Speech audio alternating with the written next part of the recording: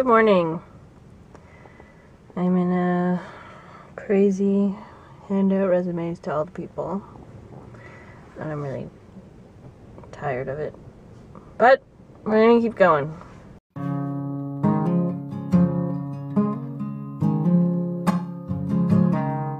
Yeah, they're getting ready to go up to the cottage, so Helping them pack the van. You're like, leave. Here, Get out of help you with here. your why do you bag. think I helped pack them so fast? Exactly. It's like, oh no, we have to get the van out of the garage and move the truck over They're because like, it's I'll get blocking it. And then we have to pack. It's like, okay. 7 minutes later, oh, did you bring the car already? I moved it, put away the other one, and packed it. Brilliant. Like, I need my house. Go away. It's always Why did the you come best. back from Hawaii? It's always the best when parents go away, especially for like a long time. You're like, it was it's not so even like, relaxing. ooh, let's throw parties. It's like, I it's can just sleep. I don't have to put pants on. Nobody's gonna nag me about leaving my dishes on the counter. We both lived at our friend's house while he was away in Florida with his whole family. They were in Florida. Were they in Florida? That was the cover story. That was the cover. Oh yeah, he was assassinating. He was Osama assassinating Bin Laden. Yeah. Oh, yeah. That's true. Yeah, I forgot about that. we watched the news and we're like, that's where Lee went. That's where he... I remember you would wake up at like noon and you'd be like, you did all the dishes and cleaned up? I'm like, yeah. Did you take Penny for a walk? Yeah. Okay. Can you feed the bird? That's the thing. I would do everything else. I wouldn't feed the bird. Like if I went in the same room as the bird, it would freak out, and then it would like start like ripping its feathers out and stuff. And I was just like, I'm gonna stay away walk from over you. and be like, I like you. I didn't want to risk it. I don't like birds. Alright, we gotta get to Scott's. We are kind of nerds. We're playing the Hobbit board game. Yes. At Scott's. Oh, what a great game. Hey Scott, you remember this game? No. What happened the last time we played this game? Something horrible. Something terrible. Something terrible? Something terrible has happened. Something terrible happened to those stairs by any chance? Maybe one of our friends was here and then threw up all over the stairs and I spent the next 2 hours cleaning it? Perhaps. Perhaps? Is that what happened? Perhaps. We're playing the Hobbit. It's actually a really fun game. It's kind of confusing, but Lydia's explaining it to us. Because she's a smart. Which means she's gonna win. Lydia won. Lydia beat both me and Scott combined. I would like to know if it's real or not. That's but even if it's fake, it's still terrifying. Yeah, the Expressionless. And I'll start with the picture that is... The picture? Let's see if you can see this. If you can't, then No, you can see it. Get a picture. Kind of. Put it up for a second, like you did with the graffiti. Yeah. So Oh no, okay. The Expressionless. That is frightening looking. So it's like, wow, what's this little like doll they're playing with? So, it's a story of the Expressionless. In June of 1972, a woman appeared in Cedars-Sinai Hospital in nothing but a white gown covered in blood. Now this in itself should be not be too surprising, as people often have accidents nearby and come to the nearest hospital for medical attention. But there were two things that caused people who saw her to vomit and flee in terror. The first being that she wasn't exactly human. She resembled something close to a mannequin, but had the dexterity and fluidity of a normal human being. Her face was as flawless as a mannequin's, devoid of eyebrows and smeared in makeup. She had a kitten clenched in between her teeth, her jaws clamped so unnaturally tightly around it, to the point where no teeth could be seen. The blood was still squirting out over her gown and onto the floor. She then pulled it out of her mouth, tossed it aside, and collapsed.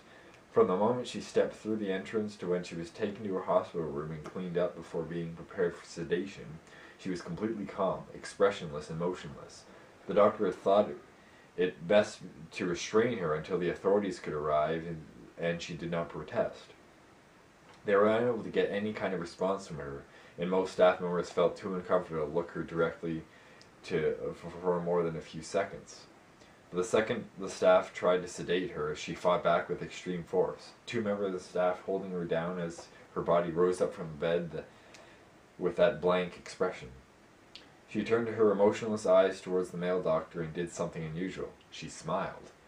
As she did, the female doctor screamed and let go out of shock. In the woman's mouth were not human teeth, but long, sharp spikes. Too long for her mouth to close fully without causing any damage. The male doctor stared back at her for a moment before asking, "What the hell are you?" She cracked her neck down to her shoulder and observed him, still smiling. There was a long pause, and security had been alerted and could be heard coming down the hallway. As he heard them, she darted forward, sinking her teeth in the front of his throat, ripping out his jugular and letting him fall to the floor, gasping for air as he choked on his own blood. She stood up and leaned over him, her face coming dangerously close to his as life faded from his eyes. She leaned closer and whispered in his ear, "I am God." The doctor's eyes filled with fear as he watched her calmly walk away to greet the security men. His last ever sight would be watching her feast on them one by one. The female doctor who survived the incident named her the Expressionless. There was never a sighting of her again. That is frightening. It's quite frightening, That is- especially with this Picture. picture. Ugh. This terrifying picture. I love frightening things. You always find the most frightening things. It is pretty. Like, what's that? Oh, what's that other one? Oh yeah, the other one. It's. I don't even know what it was posted on.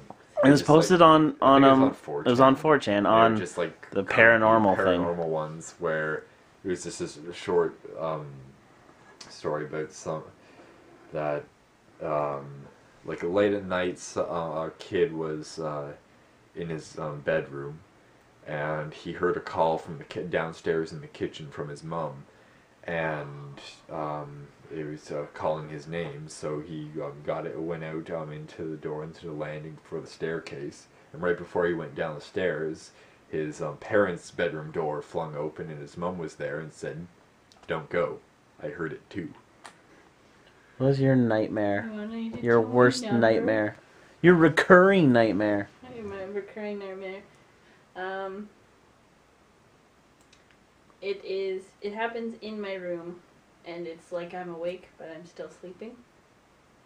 And like every detail in my room is exactly how it is when I went to sleep, so it feels like I'm awake. There's a person near the edge of my bed trying to talk to me, and it's using a voice of one of my friends at the time, but for some reason I know it's not that actual person. I get the feeling. And then in the background, it's kind of like in my kitchen, there's laughter, creepishly kind of thing, weird noises coming, and then the person gets closer and sits beside me. I'm still laying down, but they're sitting like very close to my head, still trying to talk to me, but I'm trying to ignore them because I know if I listen, something bad will happen.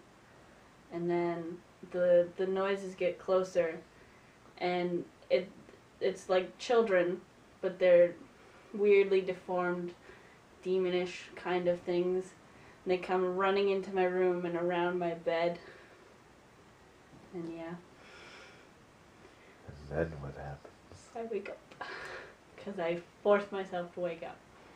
I was with me. It was me and two other people I was with, trying to we were kind of working together to get away from whoever the hell was chasing us, and we ended up in a cave that did have some kind of lava stream in it, and the pathways that we were on started melting away.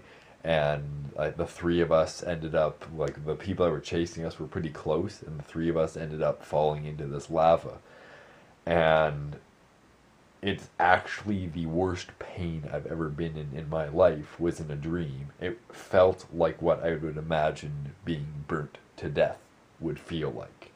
It felt like I was just being burnt from feet to head, just melting right into this lava.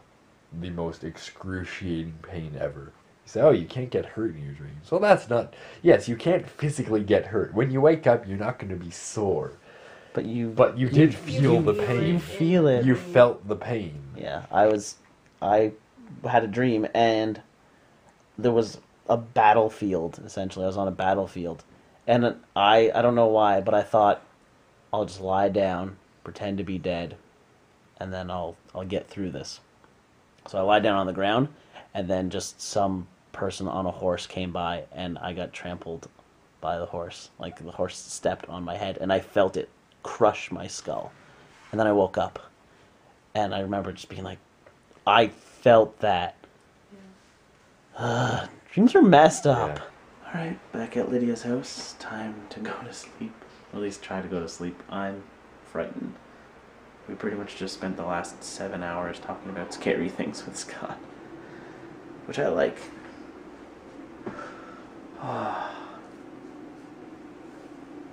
Yeah. So, in the comments, write, like, any scary stories you have, or probably, like, scary dreams or, like, scary, cool stories. We're gonna attempt to sleep. You think you're gonna sleep? No, No? not for a while. Okay. Well, Oh my God. we'll have Arthur protect us. Right, Arthur? Good night. Good night.